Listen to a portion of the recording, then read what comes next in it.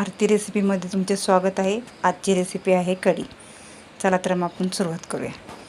मसाला घेतलेला आहे आपण हिरवा। आता हा आपण वाटून घेणार आहे, फोडणीला लगेच टाकणार आहे।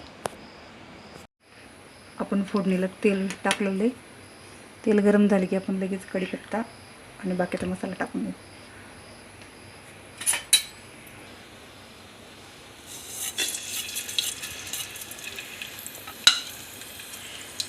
हिरवं वाटण टाकून घेऊ। थोडा कढीपत्ता,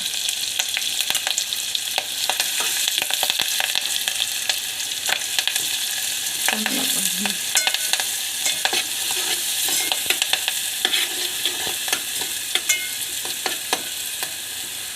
भाजलं की हळद टाकू आणि मीठ।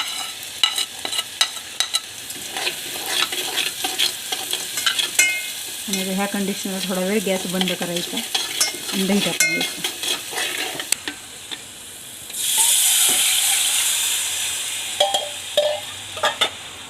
थोडीशी कोथिंबीर टाकायची आणि 2 चमचे साखर, नाही तर 1 चमचा साखर।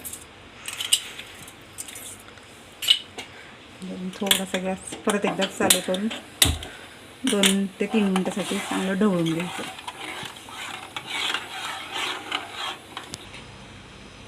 कढी तयार झालेली। आता मी तुम्हाला दाखवते कढी काढून, किती छान दिसते ते।